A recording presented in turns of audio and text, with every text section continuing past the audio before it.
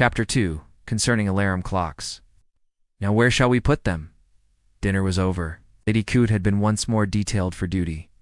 Sir Oswald had unexpectedly come to the rescue by suggesting bridge, not that suggesting is the right word.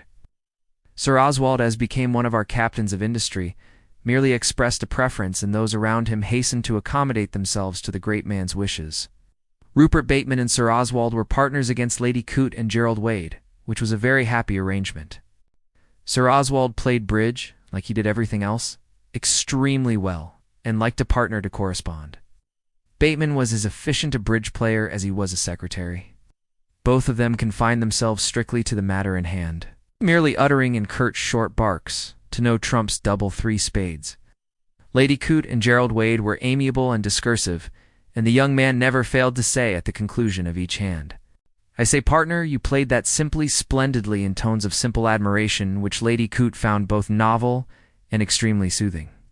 They also held very good cards. The others were supposed to be dancing to the wireless in the big ballroom. In reality, they were grouped around the door of Gerald Wade's bedroom. The air was full of subdued giggles and the loud ticking of clocks. "Under the bed in a row," suggested Jimmy in answer to Bill's question.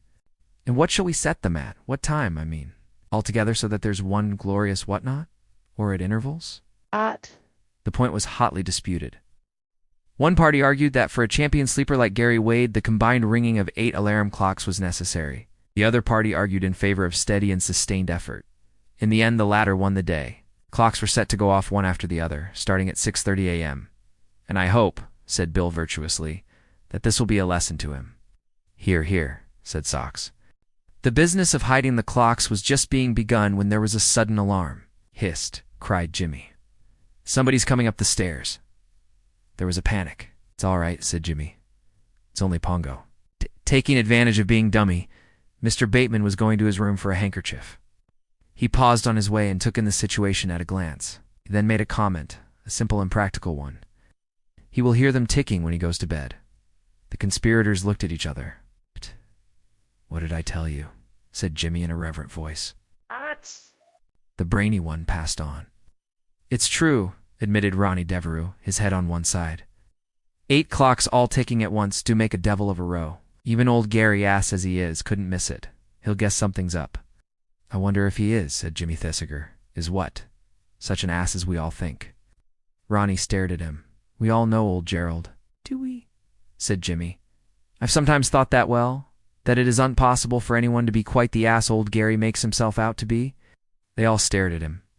There was a serious look on Ronnie's face. "Jimmy," he said, "you've got brains." "A second Pongo," said Bill encouragingly. "Well, it just occurred to me, that's all," said Jimmy, defending himself. "Oh, don't let's all be subtle," cried Socks. "What are we to do about these clocks? Here's Pongo, coming back again." "Let's ask him," suggested Jimmy.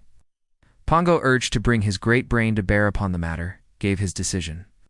"Wait till he's gone to bed and got to sleep, then enter the room very quietly and put the clocks down on the floor." "Little Pongo's right again," said Jimmy. "On the word, 1 all part clocks, and then we'll go downstairs and disarm suspicion." Bridge was still proceeding with a slight difference.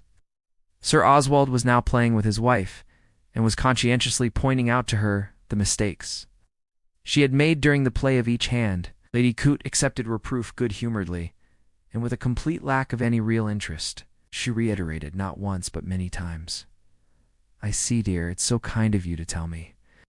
And she continued to make exactly the same errors. At intervals, Gerald Wade said to Pongo, "Well played, partner. Jolly well played." Bill Eversley was making calculations with Ronnie Devereux. "Say he goes to bed about 12. What do you think we ought to give him about an hour?" He yawned. "Curious thing. 3 in the morning is my usual time for bye-bye. But tonight, just because I know we've got to sit up a bit, I'd give anything to be a mother's boy and turn in right away." Everyone agreed that he felt the same. "My dear Maria," rose the voice of Sir Oswald in mild irritation, "I have told you over and over again not to hesitate when you are wondering whether to finesse or not. You give the whole table information." Lady Coote had a very good answer to this, namely that as Sir Oswald was dummy, he had no right to comment on the play of the hand, but she did not make it. Instead, she smiled kindly, leaned her ample chest well forward over the table, and gazed firmly into Gerald Wade's hand where he sat on her right. Her anxieties lulled to rest by perceiving the queen. She played the knave and took the trick and proceeded to lay down her cards. "For tricks in the rubber," she announced. "I think I was very lucky to get 4 tricks there," Lucky murmured Gerald Wade, as he pushed back his chair and came over to the fireplace to join the others. "Lucky, she calls it.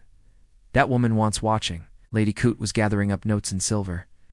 "I know I'm not a good player," she announced in a mournful tone which nevertheless held an undercurrent of pleasure in it.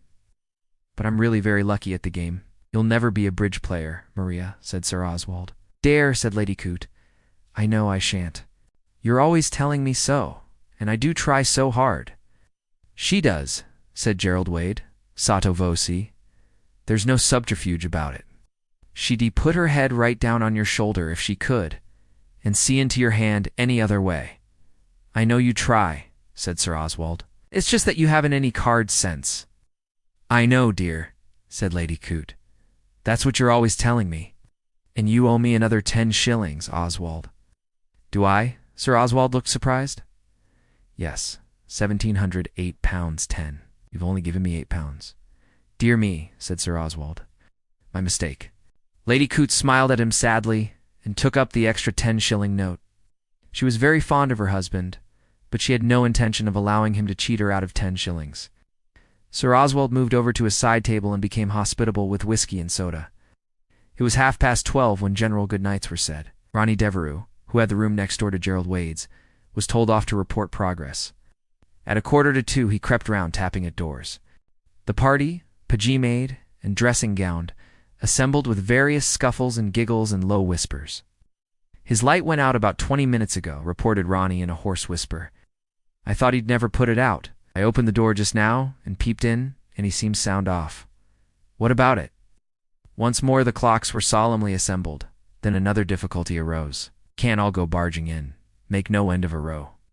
One person's got to do it, and the others can hand him the whatnots from the door. Hot discussion then arose as to the proper person to be selected. The 3 girls were rejected on the grounds that they would giggle. Bill Eversley was rejected on the grounds of his height, weight, and heavy tread, also for his general clumsiness, which latter clause he fiercely denied. Jimmy Thesiger and Ronnie Devereux were considered possibles, but in the end, an overwhelming majority decided in favor of Rupert Bateman. "Pungo's the lad," agreed Jimmy. "Anyway, he walks like a cat always did. And then, if Gary should waken up, Pungo will be able to think of some rotten, silly thing to say to him. You know, something plausible that'll calm him down and not rouse his suspicions." "Something subtle," suggested the girl Socks thoughtfully. "Exactly," said Jimmy. Pongo performed his job neatly and efficiently. Cautiously opening the bedroom door, he disappeared into the darkness inside, bearing the 2 largest clocks. In a minute or 2 he reappeared on the threshold, and 2 more were handed to him, and then again twice more. Finally he emerged. Everyone held his breath and listened. The rhythmical breathing of Gerald Wade could still be heard, but drowned, smothered, and buried beneath the triumphant, impassioned ticking of Mr. Murgatroyd's 8 alarum clocks.